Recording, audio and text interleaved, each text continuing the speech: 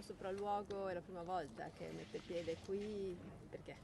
Beh, questo è un cantiere poderoso e fra l'altro va a risolvere un grande punto nero della città con la riqualificazione degli edifici esistenti e soprattutto un'azienda che ha saputo trovare una soluzione assieme alla sovrintendenza, all'amministrazione comunale e direi che questo poi diventerà l'intervento tra gli interventi più iconici e storici della città rispetto alle Olimpiadi. Addirittura è un investimento credo più forte, più importante di quello della pista del volo. Beh, qui si parla di oltre 120 milioni di euro recuperando tutti gli edifici che vedete. Alle mie spalle c'è la nuova questura, ci saranno 600 posti macchina su due piani qui sotto, all'ex stazione delle Corriere e l'impianto di risalita qui vicino e poi tutta una serie di stabili che verranno restituiti al comune. Un albergo, degli appartamenti, lì in fondo peraltro per altra proprietà c'è un altro restauro, è un po' la storia delle Olimpiadi, se ci guardiamo intorno vediamo gru. Questo è già un effetto Olimpiadi. Riqualificazione, joint venture tra pubblico e privato, alcune situazioni appunto verranno dedicate al pubblico, però ci sono anche alberghi, appartamenti privati.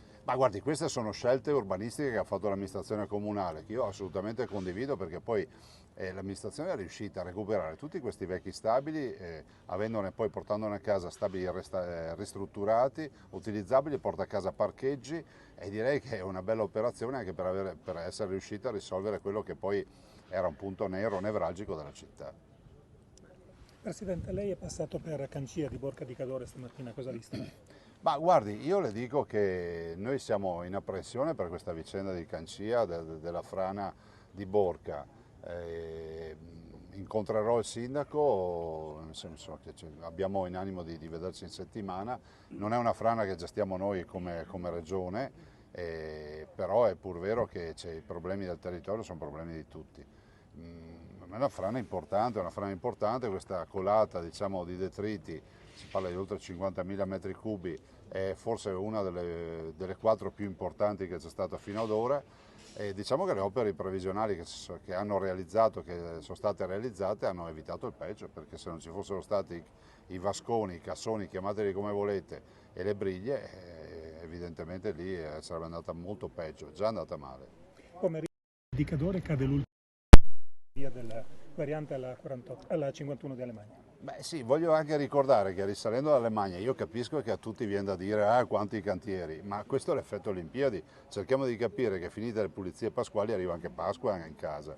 Sta accadendo questo, sta accadendo che a Valle di Cadore, grazie alle Olimpiadi, adesso avremo la variante con una galleria, oggi va giù il diaframma. Abbiamo poi a San Vito lavori, abbiamo giù a Pieve, insomma abbiamo un sacco di lavori e che vanno a cubare per i miei conti almeno 1.800.000 euro di lavori che se non avessimo avuto le Olimpiadi, lo dirò all'infinito, non avremmo visto neanche nei cartoni animati. Allora rendiamoci conto che questo è uno degli effetti delle Olimpiadi, ma non sarà l'unico perché poi avremo anche questo nuovo rinascimento per Cortina e per le Dolomiti, visto considerato che già abbiamo un esempio che Cortina vive oggi delle Olimpiadi del 56.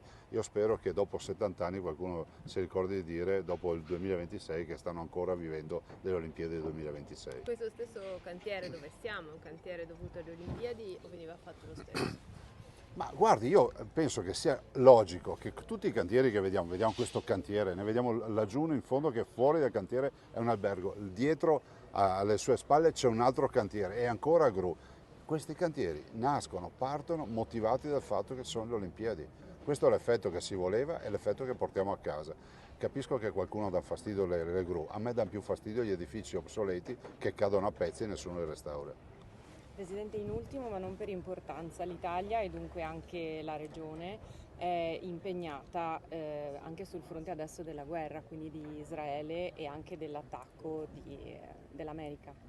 Beh, assolutamente sì, siamo impegnati, preoccupati del fatto che questi 60 focolai di guerra nel mondo ci portano tutti i giorni a parlare di guerra, in particolar modo quella dell'Ucraina e in questo momento contingente quello che sta accadendo in Medio Oriente, non ultimi gli attacchi e ovviamente i bombardamenti americani in Iran.